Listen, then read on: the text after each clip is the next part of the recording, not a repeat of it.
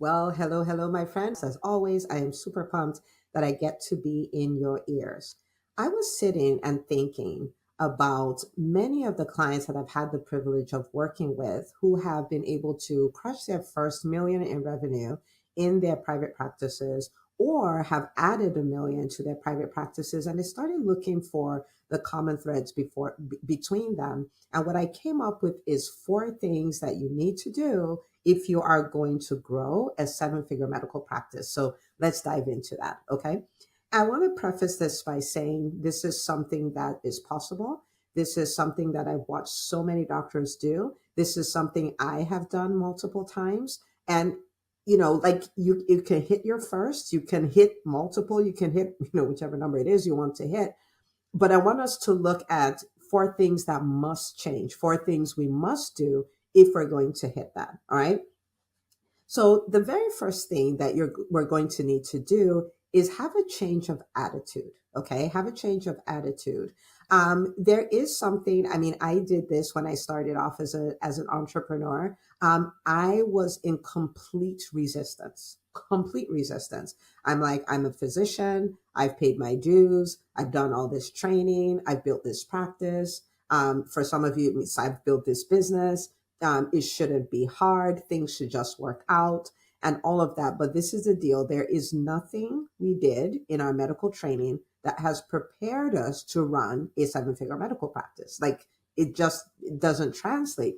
We are great clinicians, but we just did not get the education it takes to become great entrepreneurs.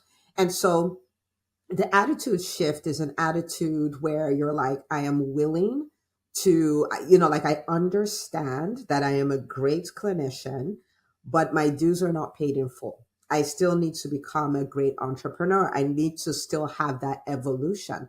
I need to change. I need to learn new things. I need to probably invest in a business education. I need to change. Right. So there's that initial place. It just has to happen, because if it doesn't, the things that are required to help you hit the seven-figure mark, the marketing, the selling, the leading the team, many of the things we're going to talk about today, you're just not going to be willing to do it. It requires your evolution. And so the attitude is really, I haven't arrived. I'm amazing. I've learned so many things. I have so many skills. There's so many things I can do. But at the same time, there are all these things that I don't know. And it's the things I don't know that are stopping me from taking my practice to the seven-figure mark or multiple seven-figure mark, not the things that I do know. The things I know have brought me where I am. If I'm going to have a new experience, I need to change. And getting out of resistance is really liberating. It's really freeing. It's really empowering, because it puts you back in the driver's seat, right? You're no longer a victim. You're no longer passive in creating your own masterpiece. Like, I'm an active player here. There are things I can do. There are things I can shift. The very first thing is a shift in attitude. It's a change in attitude. I have not arrived. There are things I need to learn. I still need to evolve. I remember when I graduated from my pediatric residency, I'm like, I've done it. And it's like, I can rest, I can settle. I don't have to keep evolving. I don't have to keep changing. I don't have to keep learning all these things. But the truth of the matter is you do. And you may say, oh man, but I don't want to do that. But this is the thing. Taking the time to develop the skills, taking the time to evolve, to become the kind of entrepreneur, the kind of leader who can grow a very successful, sustainable practice, puts you in a place where it gives you time freedom, it gives you financial freedom, it gives you agency, it gives you autonomy. It puts you in a position where you can have a huge impact in the lives of your team members, your patients, your community, and all of that. And so I want to invite you to embrace it. Embrace the evolution required to become the kind of person who can lead a multiple seven-figure practice. Okay, so that's the first thing. It's a brand new attitude. So what that attitude does, things like, well, I don't do marketing, or I don't like speaking, and all of that, they kind of go away, because now you're like, if that's what I need to learn to pull this off, then it's a skill. I'll just learn it, right? Like it puts you in a very different place, very, very different place. Resistance to what is required to build a successful business is what makes the journey of entrepreneurship unbelievably painful. Unbelievably painful, because the entire time you'll just be saying, I don't want to do this. I don't think I should have to do this. But in the meantime, it will be required. It just is what it is, right? It's like being a physician, you want to go to med school, you want to become a heart surgeon, but you don't want to do anatomy. Like there's just no path to being a heart surgeon without anatomy. There isn't a path, right? And so there are core things in entrepreneurship. There is no path to success without going through them. For instance, when people tell me I don't like selling, I'm like, you need a job, right? And the truth of the matter is, in life, we all need to sell, right? Like to get a 2-year-old to stop having a temper tantrum in Walmart, it takes selling. You're going to sell them on it. You're going to sell them like, okay, let's not do this. And here's why, whatever. Right. And so you just want to embrace what is required. And it's a change of attitude that will get you there. So that's the first thing. The second thing, we're talking about 4 things you need to do to grow a seven-figure practice. The second thing is really embracing marketing and sales. When I started my journey as an entrepreneur, I looked at, sales and marketing like something, sleazy, manipulative, high sales, like strong arming people into doing what they don't want to do, like that kind of scenario. That was my interpretation of sales. And so for me, I'm like, first of all, I don't believe in strong arming people. I want to work with people who would be a great fit to work with me, right? So I'm looking for the right people. And then secondly, I don't like my nature. I'm not an aggressive person. So I look at that as something I will not do. And I'm a professional. We don't do things like that, right? Like we're professionals. And the reason I didn't want to market and sell is because I didn't have the right definition. I didn't have the right picture of marketing and selling. Now, the way I look at it now and the way elite entrepreneurs look at it is this. There are people in this world who have a pain that I am uniquely designed to fix. And so marketing is what I do to make people like that aware that I exist. And selling is the conversation I have where I'm helping them see that I'm the woman for the job. And I give them an invitation to say yes. And they get to say yes. And their lives get to get changed.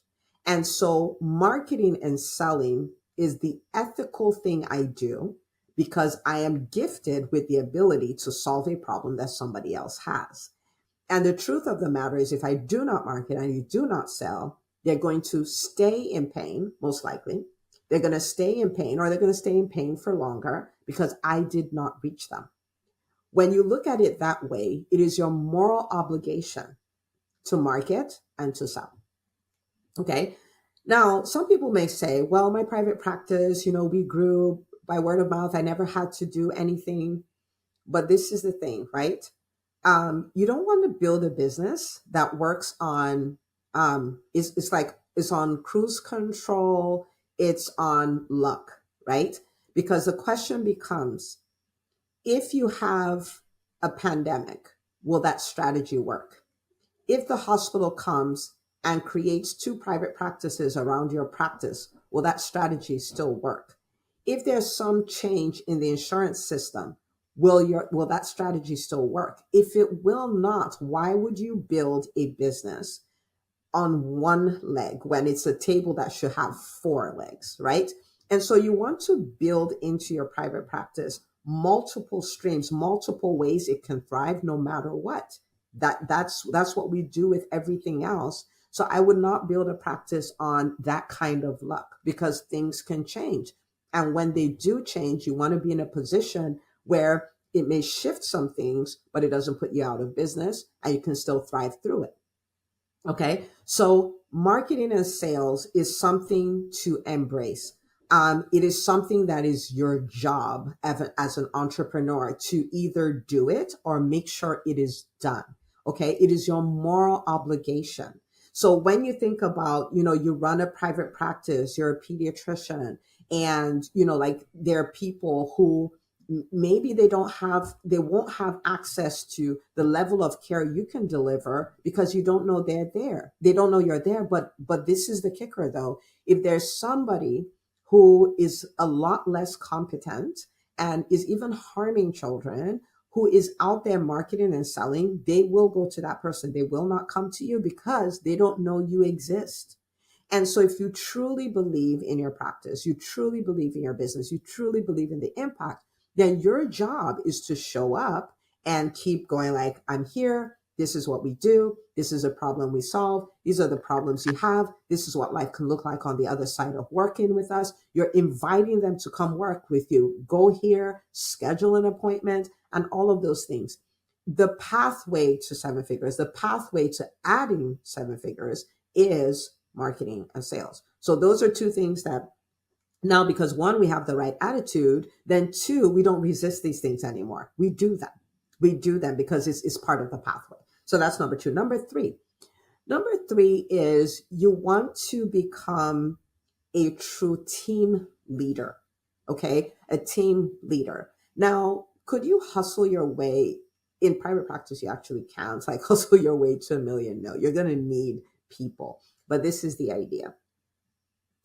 You can build a practice off of you, or you can build a practice through others.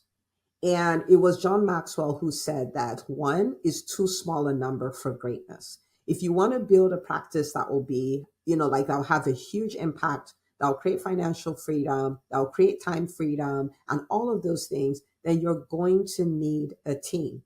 Now, the thing that will bring about some of the most overwhelming blessings in your business will be people, right? You get the right practice administrator, or the right MA, or the right doctor, or the right whatever that is, right? But again, the people the thing that will give you the biggest headache in your business will also be people. So people is kind of, is this area of business people run away from, but it has the biggest ROI. There's no such thing as a great company without great people. And great people is not just tied to hiring the right people. It's being the right leader who can lead the right people and can unlock all the things that are inside of them that are gifts to your business, right? And so I cannot tell you how many times I would find, like people who own private practices running away from team meetings, running away from holding people accountable, running away from sitting down to do the dirty, quote unquote, dirty work of clearly defining their role, clearly defining the outcomes they're responsible for, and all of that. Coaching their people up. Like, I shouldn't need to coach them. They should know what to do. But that's just not the way things work. Like, it's just not the way things work. So taking on that role, again, no longer being in resistance. Like, this is what I do. I lead a team, and together we're having this big impact. We're creating financial freedom. We're doing all of those kind of things, right? So the time to lead is here if you want to be this person who is running, who's growing this seven-figure or multiple seven-figure practice. Okay. Now, the final thing you need to do is really embrace the concept of, like growing and managing your finances. So I will tell you, my husband's background is in accounting. And when we started our private practice, and not when we started, for many years, we're talking 7-8 years. When it came to the finances, looking at the numbers, the profit and loss statement, taxes, all of those kind of things, I'm just like I'm like, that's above my pay grade. If you have any questions about that, go ask my husband. For taxes, I'm like, where do you want me to sign? Like, I break out in hives thinking about a profit and loss statement. But this is the deal. This is the deal. If there's no margin, there's no mission. The fact that we see patients doesn't mean we get paid, right? Like, there are things that need to happen, right? And so we really need to embrace all of it. Like, this is, and it's end to end. So let me run a scenario here. Like, for instance, your front desk people, are they collecting the copays, and are they collecting deductibles? Do you know what those metrics are, right? If you have a team of doctors working with you, are they completing their charting, and their super bills or whatever are sent over so the billers can work on them in a timely manner? Whether that's 24 hours, whether that's 48 hours, whether that's end of day for you, whatever that number is, right? Your billers, are they sending out the claims every day? Are they reworking the claims every day? What does your AR look like? Like, what does that report look like, right? Like your collections, like the people who have personal balances, are those being collected? Are people being sent to collections? If that's something you do, like what is happening there, right? Then when it gets into the bank, what is the profit and loss statement? What does your cash flow look like, right? What are we doing as far as, taxes, like tax liability and all of those things? Like these are things, yes, we did not do them in our medical training, but we're entrepreneurs now, right? Like, and so this is part of what we do. And you just want to start from where you are. It may seem so overwhelming because it felt very overwhelming for me in the beginning. And I was in resistance, right? I did not do number one. Well, I did not do it fully, but I had to come to this point where, okay, you need to know this. You need to be able to speak the language of finance. Like, you if you think about it, like a regular non-medical practice, you would not expect somebody to run a multi 7-figure business and not understand the language of money. Like they tell you, oh, I don't care about the money piece, and you're like, are you crazy, right? And so you want to get comfortable having the conversations. You want to get comfortable holding people accountable. You want to be comfortable making data-driven decisions where you're like, okay, this is what our cash flow is looking like. And because of that, this is what we need to do. You need to embrace all of that, right? Embrace all of that.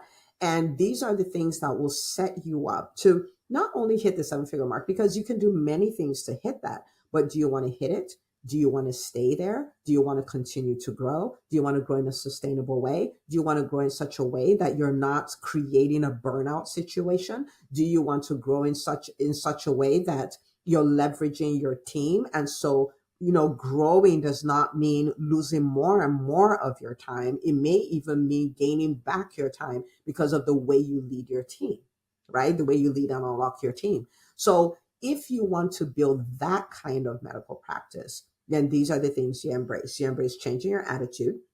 You embrace marketing and selling. You embrace the concept of being a team leader, right? So you're not just embracing entrepreneurship, you're embracing leadership too, right?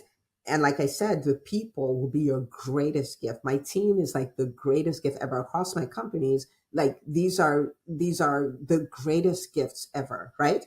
And then really embracing this concept of managing finances, managing and growing finances, getting comfortable talking about money, getting comfortable leading your team to talk about money, and all of those things. And this is an episode I want you to to take and maybe listen to if you have like a leadership team and stuff like that, and still and lean into it. And even if all you do is in each of these 4 areas, you just make one change, you started the process. You started the process of building a different kind of practice, a practice that is more profitable, a practice that has a huge impact, a practice that does not create burnout for you, a practice that creates time freedom, and all of those things, right? So I want you to really lean into it. And maybe I will give you one more thing, and it's just the relentless belief in what is possible, right? Because, people say, well, private practice is dead. But let me tell you, private practice is dead is a statement that has been there since I got into private practice 14 years ago, right? And so clearly it's not dead. Now, is it challenging? Of course it is. And that's why we're having these conversations, right? There is challenging, but there are things that we can do to thrive. And so as you work towards it, the picture you want to have in front of you is a picture of what is possible, a picture of your practice thriving, a picture of having a great team, a picture of all of that, because we are architects of our practices. We are architects of our businesses. And what that means is, if you think about what an architect does, they create a perfect picture of something that doesn't exist yet, right? They do that and then they reverse engineer and come and build it. Well, you are the architect of your practice. You are the architect of the masterpiece that can be your practice. And you want to kind of have that picture of what it could look like, and then reverse engineer and work through it and create it. Now, can you do it? There's evidence because many people are doing it. So if they can do it, then there is evidence that this is a possibility. You're not just crazy, right? And I want you to embrace that. All right. So that's what I have for you today. But I do have a favor to ask of you. I want you to take this episode, and for every doctor you know who is in private practice, just say, hey, I listened to this. It's kind of cool. Why don't you take a listen? Because this episode has the potential to stop private practices from going out of business, helping physicians build private practices that don't create burnout for them, build practices that create financial freedom for them, build practices that help them really impact our world. And as you know, there is such a need for physician-led medical practices, right? And you will be helping them thrive. So you'll be this huge part of the Calvary that is bringing change throughout the physician community. And we need all hands on deck. So please share this with the doctors in your life, and I'll see